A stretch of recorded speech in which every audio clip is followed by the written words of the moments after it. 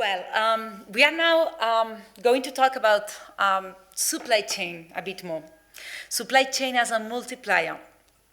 In the new paradigm, supply chain acts as a fundamental lever for creating positive impact and building greater levels of transparency. The supply chain must serve not only within its area of direct influence, but it must also extend its ambition beyond the natural boundaries to target systemic change by establishing new alliances with Tier 1, 2, 3 suppliers. The ultimate goal for the supply chain is to become regenerative and human-centered. And for this session, I'm super happy to introduce you to two very special people.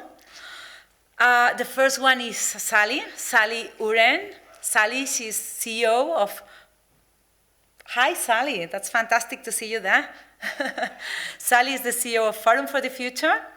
Sally oversees Forum for the Future's mission to accelerate a big shift towards a sustainable future by catalyzing transformational change in global systems.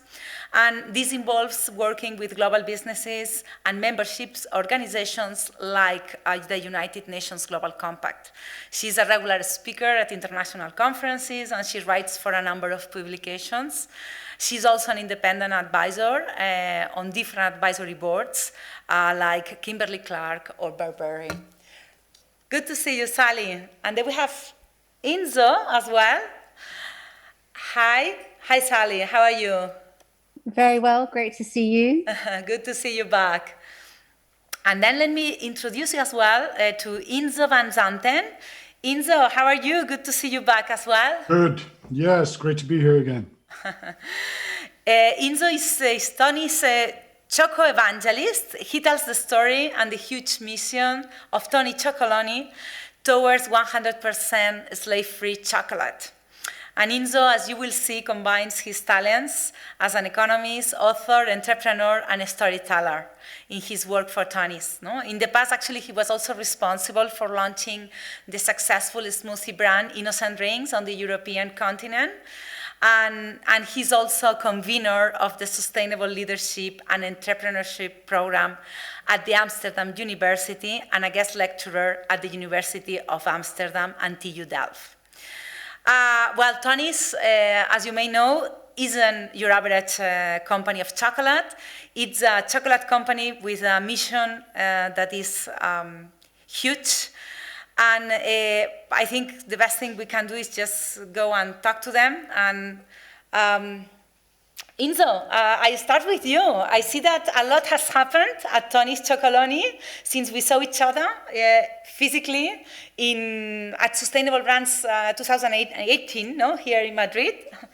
Yeah. Could you share with us how you have become one of the fastest growing chocolate brands in the UK, in the US and Germany, and how are you balancing this growth, this expansion with your purpose and your mission? Yes, I would almost say in blunt Dutch, we've grown like crazy. And we've had quite a successful launch in the UK in the meantime, where now almost a quarter of our business comes from. And we're available in, I think, over 30 countries already, launching in Australia now. We just launched in Japan during COVID.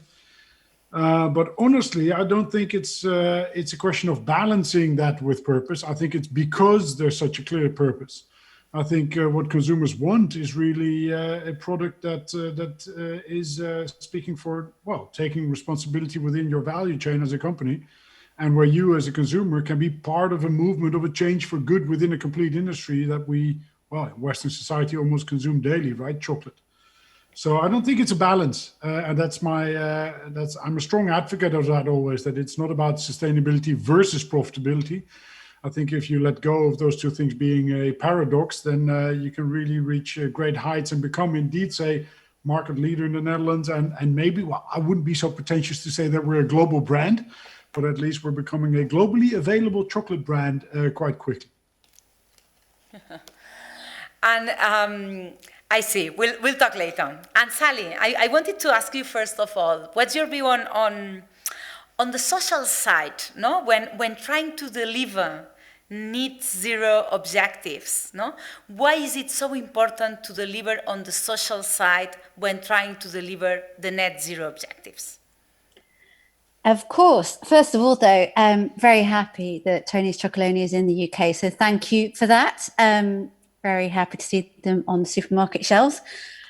Your question is, why is it so important to deliver the social side of net zero?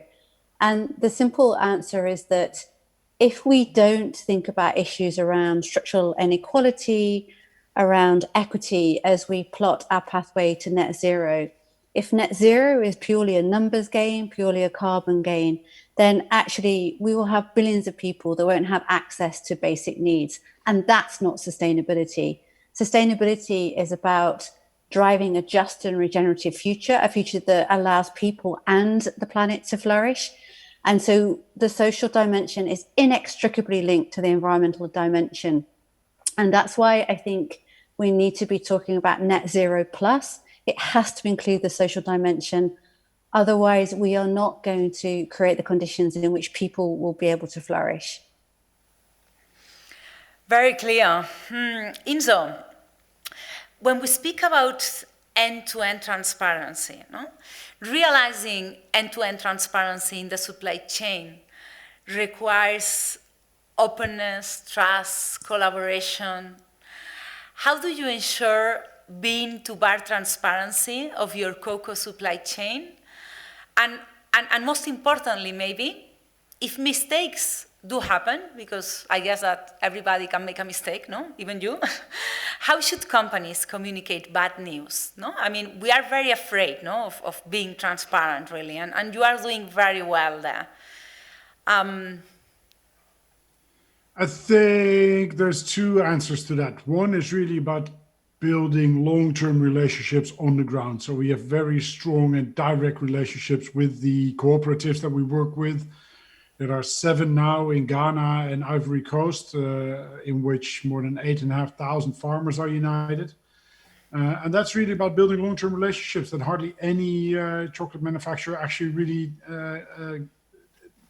does its best to create, which is strange enough.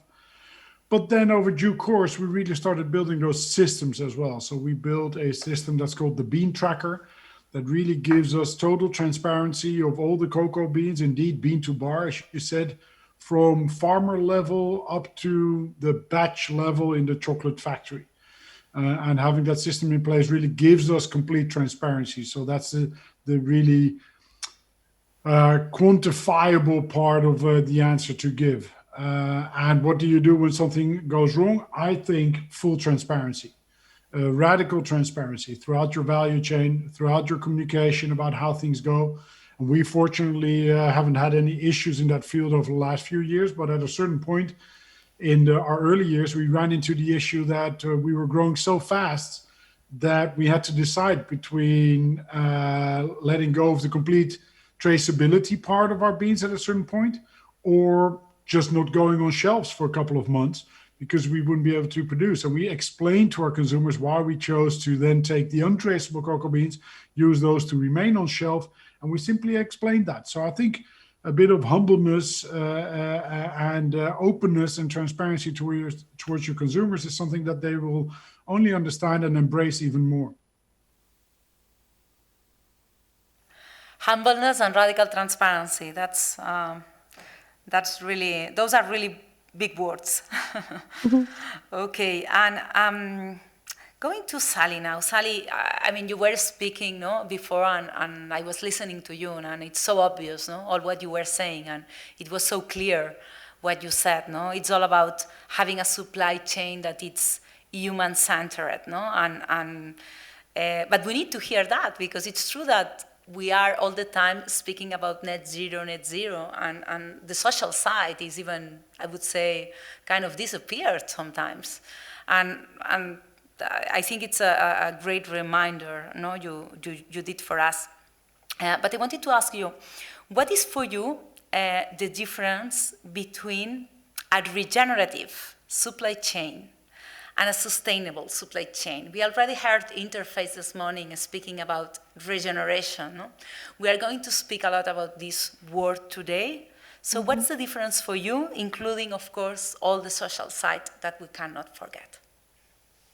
Yeah, thank you for that. I mean, I think it's fair to say that there isn't a regenerative supply chain out there at the moment. It very much is a direction of travel, a statement of ambition. We have flashes of sustainable supply chains out there. So by sustainable supply chain, I mean supply chains that are resilient. They are capable of continuity. So sustainability means the capacity for continuance in the broadest sense. We might see supply chains that are headed towards net zero, some supply chains that might be circular. These are attributes of a sustainable supply chain. But the differences for me between sustainable and regenerative, I actually had two differences as you were asking your question, but I'm going to add a third because I think that Ynzo is right. So let me start with the third going backwards. Regenerative supply chains are radically transparent. It's really clear how and where decisions are being made, where equity and value is being created. The two big features for me, though, of regenerative supply chains are first, that the supply chains are part of the reconfiguring of the systems in which the supply chain is nested. So, for example, a lot of energy around regenerative agriculture right now. At Forum for the Future, we have a couple of projects, one in the US, one in the UK, looking at what it means to scale regenerative agriculture. And the difference between a regenerative agricultural supply chain and a sustainable one is that those supply chains are working towards a different set of goals for the ag system, a set of goals that have got really understanding about how to replenish biodiversity, how to build farmer livelihoods, are in effect a shift from a system that's quite extractive. Many supply chains extract value, societal, economic value, certainly environmental value. The shift here is to systems that are actually regenerative. So a big difference for a regenerative supply chain is a supply chain that's really actively part of a reconfigure of the broader system. And that is beginning to happen in the regenerative agricultural space. But the other big difference, and this is really hard, the other big difference is that purchasing practices and business models have shifted to put the desire to drive structural inequality to a different outcome at their heart. And increasingly, we're talking about how do we decolonialize our supply chains? The supply chains that we have today in many of our global commodities were conceived centuries ago and were based upon a very uneven power dynamic in our society. So a regenerative supply chain is actively working to redistribute value, to drive equity of all aspects in the supply chain, and has got a fundamentally different business model and a fundamentally different approach to purchasing, long-term value creation, value distribution, and has got the principles of decolonialization at their heart. So really, really, really ambitious. It is where we needed to be headed. And I think some might say, well, that sounds really ridiculously ambitious, but I would say, if we don't shoot for the stars, then we're not going to drive the radical change that we need to see. And supply chains right now need radical overhaul, radical transformation. Too often, not in the case of Tony's Chocolonely, they just work for the few. Supply chains actually involve the many, and they need to work for the many. And the many is both people and is the planet. Thanks for that, Sally. That was very, very insightful. Ynzo, I'm just thinking about what Sally said, no? And to achieve your mission, no, of eradicating slavery in the cocoa supply chain, of course, requires collective action. That system change, no? Can the efforts of one company, even if it's Tony's Chocolonely, lead a global movement that changes the entire system? The short answer, yes. How? Well, I'm convinced of that, right? If you look at how in the last 15 years, but especially in the last 6 or 7 years, we created so much traction, and honestly, I think the impact a company like Tony's is making is bigger than the amount of cocoa beans that we're purchasing. It's really about changing an industry from within. And initially, we had the bold idea that maybe we should get about 100% market share to change that system. Well, we let go of that idea quite soon and realized that we should aim at changing 100% of the market to start doing what we're doing. So that's really taking full responsibility for your complete value chain, creating long-term relationships, paying a fair price for the products that you buy from these farmers in Western Africa, helping them increase the productivity and the quality that they deliver, and helping them have a strong stand in that value chain indeed. And exactly like Sally said, it's really about decolonization of the complete value chain there. And how, I think, by creating a product that people probably were longing for all along, right? A nice indulgent product where there's no bitter aftertaste once you realize and once you become aware of the bitter reality behind that sweet story of chocolate. And people can be part of that change by simply making a different purchase decision. Because in the end, there was this wise meme that I read last year on the internet that said, if you want them to stop producing crappy stuff, then simply stop buying crappy stuff. And we create awareness amongst those consumers that every purchase decision they make is a vote for the world they want to live in them. They want to live in them. They want to live in them. They want to live in them. That's for sure. That's for sure. Ynzo, and please also tell us how you've managed to achieve such a powerful branding, especially in North Europe, with no advertising investment. That's for the marketeers that are listening to us. So if you can share a bit more about that.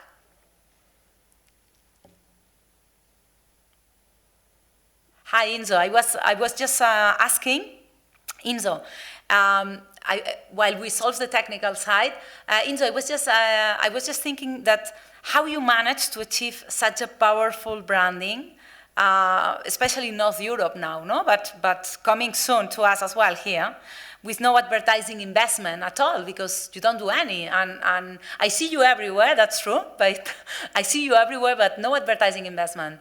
Just a brief insight for the marketeers in the audience. No.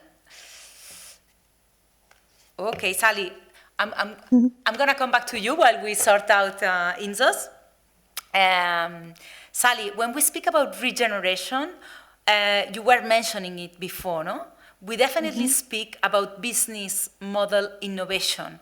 Yep. Would you share with us the main highlights of your project Cotton 2040? Because when I saw that, I was amazed, no? And the objectives of that project are really fully regenerative, no? Well, the objective of the project is to try and make sustainable cotton the norm. We want to do that first. Not yet, but a good start, no? Yeah, I think that would be a great start, because cotton, like many commodities, has lots of really challenging environmental and social issues to contend with. And one of the tracks of activity within Cotton 2040, which is a multi-stakeholder collaboration that we convene at Forum, involving the sustainable cotton standards, brands, retailers, growing communities. One of the big levers for change is business models. We know from talking to procurement teams that there's only so far you can get without actually rewiring the business model. So within that track of activity within cotton, along with our partners at WRI, we've been trying to understand, so what are the different options for business models that we might think about trialing and then scaling within the cotton industry? And there are many. I think we've got about 10 different business models, but I wanted to share with you 4 today because I think they've got broader applicability. The first is already beginning to happen, and that's the business model whereby we're able to drive value creation at producer level through ecosystem services. If we think about the massive rise in nature-based solutions, this is a real opportunity to create financial flows into particularly smallholder farmers and just create a different business model where actually the business model is predicated from keeping the ecosystem there, from building biodiversity. So value creation through ecosystem services is one. The second is also something you can see experimentation with today, and that's direct trade models. So business models with very few or no intermediaries. And this is particularly enabled by tech at the moment. Lots of examples of farmer communities using tech to trade directly. That's another alternative. The third alternative, and we haven't quite figured out how this might work, but it's a whole landscape-based approach. We often think about business models that work for cocoa that's being grown alongside tea, being grown alongside another commodity. And I think there's huge merit in thinking about what is the business model that would drive value creation in a landscape. So investment vehicles for whole landscapes, I think, is really worth exploring. And then the fourth business model is linked but slightly different, which is what are those new financial mechanisms that will perhaps help in cotton farmers invest in the transition from conventional to organic farming? So there might be new trade agreements, there might be new contracting agreements, there might be new insurance products.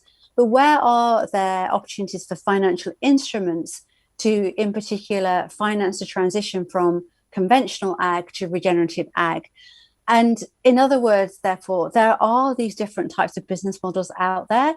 What we need to do is to validate them, and then we need to scale them, because all of the four I've just outlined could be part of a regenerative supply chain. That's super interesting because we always speak about innovation, yeah, but usually we are only working at product service level, and it's true, no, that business model innovation is the one that is going to take us further, no? Yeah, thanks for that, Sally. We'll follow on that. Ynzo, you are back there? I hope so. Do you hear me? Hello, yes, we hear you perfectly. Perfect. Yeah. Perfect. Well, Ynzo, I was asking you, I was curious about your powerful branding, no? All what you've achieved with no advertising, especially in North Europe, but I'm sure that soon here as well is in South Europe and in other places. I mean, how are you managing for marketeers? How you've achieved with no advertising that branding? Well, honestly, it was born out of necessity. We simply didn't have any marketing budget because we didn't have the money. So then you become creative. That doesn't work always, I'm telling you, it doesn't work usually. No, but then you have to combine perhaps an amazing product with an amazing purpose, and then it rolls by itself. So our salespeople always say our product sells itself. I always use that against them, by the way. But after a while, we realized that telling that story, the story of the cocoa industry is very complex. It takes more than 20 seconds. It takes more than one ad somewhere. And we realized that quite quickly. And still today, 50 years down the road, it's very complex to explain to the people even the differences between child work, child labor, illegal child labor, modern slavery, etc. So it simply takes a bit longer. So we really believe in creating long-term relationships also with consumers. So I try to sometimes say when I teach students that we skip brand awareness and go straight to brand loyalty by really explaining this whole story of what we're aiming at. And if you do that, if you try to cover a very serious subject like modern slavery, like illegal child labor, but you manage to do that in a fun way, in an appealing way, and slightly stick to your guns when it comes to the way we create things, right? We were the first one with kind of a rainbow feel on shelf instead of golden Baroque arches and shiny wrappers. And it stood out. It stood out from its simplicity. I think the way we communicate stands out from its simplicity. It's a serious subject. It's a complex subject. By making that simple and literally edible by consumers, then I think you differentiate yourself. And then it's fun to see competitors start to copying you. And that's fine. It's only a confirmation of that we're on the right path, we think. I wanted to ask Sally as well, because she was telling us about the cocoa example, about the cotton example.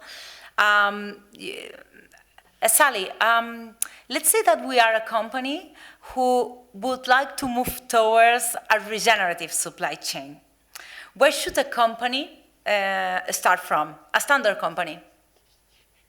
Yeah, thank you for the question.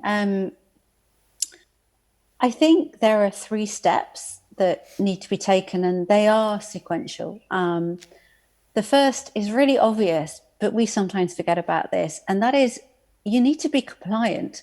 And so you need to know what's happening in tier 4 of your supply chain. What is the human rights story in the tier of the supply chain that you can't see? Just as Ynzo was saying, you need to understand that. And many companies still don't have that understanding. They don't have line of sight of what's happening down their supply chain. So there's no way you can embrace this notion of regenerative if you don't have line of sight all the way through your supply chain. So being compliant is, particularly on the social issues, is something that shouldn't be taken for granted. Once you have that compliance, then my next step would be diagnose. In your supply chains, where are those opportunities for you to influence the system around you to create really big positive change? Now, that might be through restoring soil health. It might be through encourage adoption of agricultural practices that improve soil health. That in turn builds the capacity of the soil to act as a carbon sink. You're then making a contribution to solving climate. Soil health improves nutritional quality of crops. So when you think about your supply chain, think more about how does my product move through my supply chain, through where is my supply chain? Where are those opportunities to drive really big systemic change? Soil health is such a brilliant example there, but community empowerment is another example. Those leverage points in your supply chain that in turn will create these nested impacts. And then I think the third step that I would really advocate is you're going to have to reconfigure your approach to finance and risk. You need a higher appetite for risk tolerance if you're really serious about regenerative agriculture, regenerative practices, because we don't know quite exactly how to do this. So how do we reconfigure financial flows so we do risk some of these practices? We invest in switching smallholder production techniques. We really think about the whole financial flow through the whole supply chain and start to rewire it. That might be thinking more about long-term value returns. It might be different contracting structures. And so at its heart, I think the move to regenerative supply chains is about creativity. It is about ambition, as Ynzo has just been saying. And it's about ingenuity. It's about accepting that these structures that have been laid down for decades and decades and decades, they aren't working. So how can we reconfigure them to make them work? So compliance, diagnosis, reconfiguration. I don't know why everyone else isn't doing this. It's very easy, Sally. I don't know why we are not doing it. I think it's a great invitation, a great legacy for anybody working in a business, a marketeer, or anybody, a manager. I mean, what a nice legacy, no? To work for. Ynzo, I wanted to ask you a bit more about regenerative farming that can significantly enhance production yields. How do you envisage regenerative practices being implemented by cocoa farmers? Could you share all the benefits that these practices could bring to those farmers? Yeah, well, for example, we're working together with farmers to help them plant shade trees, which is essential in the cocoa industry and definitely now with climate change. And we help them do composting on their farms, which also in itself takes down the temperature of the whole plantation in itself if you do that right. And this is something that we're working strongly with these farmers directly. But it's also about helping them change their farming practices. Right? This has been the same kind of farming practices for the last decades, if not centuries, and it's helping them in that field as well. I'm asking you both now. It's all about a mindset change, no? I would say when I'm listening to you, no, it's. I mean, of course, many things need to be done differently, no. But if we don't do that mindset shift, no, it gives the impression to me that it will never happen, no. How do you see? How do you see it? These paradigms of regenerative supply chains that are dominating most of our thinking right now. It's all about a mindset shift, really.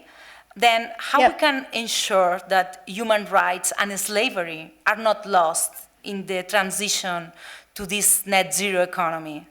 For you both. Want to go first, Sally, or want me to take it? Why don't you take it? No, what you're saying, mindset, and I would like to combine that with the last thing that Sally said, which is why is not everybody doing it, right? Because it makes so much sense. And I think this is exactly our approach. We want to show them that you can be commercially very successful, but at the same time being impactful. So realizing that financial success isn't an end goal, but it's an essential mean. Don't get me wrong, we're commercial as hell. But financial success in itself isn't an end goal. It's a means towards a goal, right? For us, that's 100% slave-free chocolate. So this is really about a mindset shift, maybe. This is also why I really oppose us being called a social enterprise. I haven't called ourselves a social enterprise in ages. Why? Because you put yourself in a niche of entrepreneurship instead of setting yourself up as the new norm of entrepreneurship. I think those entrepreneurs that don't take their moral obligation towards the planet and the society seriously, that don't see that financial success is a means towards a goal instead of a goal in itself, we should start calling those anti-social entrepreneurs, anti-social enterprises, and simply resetting that mindset, as you said. It's really about reframing what you are and what you're about. So this is not social entrepreneurship, what we're doing. This is entrepreneurship versus anti-social entrepreneurship. I'm with you, Ynzo. I'm with you. Yeah, and just to echo why mindset shift is so important. If you look at how systems shift, if you look at how deep transformation happens, one of the key ingredients is personal values, personal beliefs, the narratives, the stories we tell ourselves. And in some ways, the COVID crisis has helped us in this regard, because the mindset that underpins regenerative and just is a mindset that says, you know what, planetary health equals human health equals economic health. All of these three things are completely interlinked. And the mindset then moves from a mindset of, oh, I can't do this, it's too expensive, to actually, how do I really celebrate these links and have a mindset of abundance and a mindset of possibility, rather than this is just something else I'm supposed to do. But it starts with that understanding the fundamental interconnectivity. We can't have a healthy planet without healthy people, and we for sure can't have a healthy economy without healthy people and a healthy planet. And the sooner we internalize that interconnectivity, all of us, particularly those key decision makers in business and brands, the sooner we'll accelerate our progress to that goal of a socially just and regenerative future, because that's where we need to be shooting for. Hear, hear. I like that moonshot word, no? At the end, we are making moonshots, yeah. And Sally, I know you work hard on system change, no? On systems change. I know you have your own model. I've learned a lot from you on that side. I don't know if you want to show any learning from that could help us in this trip to regeneration from sustainability. I know you have a very strong and solid model, but maybe you could give us a couple of headlines for today, so we leave it there with you. Sure. Yeah, the shift that we need to see to regenerative supply chains is a systemic shift. It is a shift in the system. And I think there are probably two things to leave you with. It does need a mindset shift. It does need a shift in values, behaviors. It is an individual shift. There's no escaping that at all. But the second thing I'd leave you with, it's not one thing. All of our work, which tells us how systems shift, really tell us it's a combination of innovation, entrepreneurship, new access to finance, different financing mechanisms, policy change, new narratives. So if you hear someone say, I'm going to shift a system by doing this one thing, you need to just gently say, what else are you going to do? Because actually systems shift when you pull multiple levers at multiple points in time, which is why in the end, it is the biggest collaboration challenge we're going to have to get our heads around as we think about the pathway to 2030. Wonderful. And Ynzo, would you share with us like the most incredible moment you've had at Tony's, where you felt that Yeah, I'm sure that in a brand like that, I mean, you must have like really incredible stories, no? One of the moments that for you were more amazing, based on your purpose, your mission, and then also to finish, I would like to ask you, what would you say to all those marketeers, storytellers, like you in a way, that are in maybe big companies? Which message would you like to leave for them? Because you are an incredible seller of a very nice brand. So, what message do you want to leave? So I didn't come prepared for this one. That's good. I think one of the most amazing moments was only a couple of years ago when I started realizing that people were seeing us as an example. You always used to hear, we want to become the Uber of, or we want to become the Peerby or the Airbnb of. And now all of a sudden I hear students and entrepreneurs on conferences or startups say, we want to become the Tony's Chocolonely of. And that means to me that we're inspiring more than just the cocoa industry, which I think is great. And it also humbles me. Because we're nothing yet. We're a speck in the ocean. We're a drop if you look at the total amounts of cocoa beans sourced in Western Africa, we don't even show up in the stats. And what I would like to tell marketeers, or just about anybody working on mission, vision, purpose, the why, whatever you want to call it, or whatever hype you put on it, is something that I learned from a friend of mine who's often seen as sustainable brands as well. Thomas Kolster, a Danish guy. Yeah, Thomas, our friend. And Thomas always emphasized the fact that brands need to realize that it's not about them. It's about your consumers. It's about who can you help your consumer become? How can you make them the change maker, the movement maker within their environment, within their lives? Instead of pointing at yourself as a brand, looking at us doing amazing stuff. Right, and I think that's something for marketeers to take away. It's not about going out 2 days to an expensive hotel and find your purpose and then do all sorts of marketing activities on that. No, it's about marketing to reach your purpose and not the other way around. Definitely, Nigel from Interface was as well telling us, about please go and do activate, That's all about activation of purpose, Not about having a cool purpose in return, Well, you two are amazing, guys. I mean, you've talked about confident end-to-end transparency in the supply chain, a human-centered supply chain, the importance of that, just basic. You spoke about the alliances, a potential with farmers and the other examples. We spoke about business model innovation with Sally as well, super interesting, the work on the cotton side. And we spoke about the meaning really of regeneration. Please come back soon, you two. I want to see you face to face this time. I'd love to. Yes, that would be wonderful. Take care, my friends. Take care. Thank you. Thank you. Bye. Bye.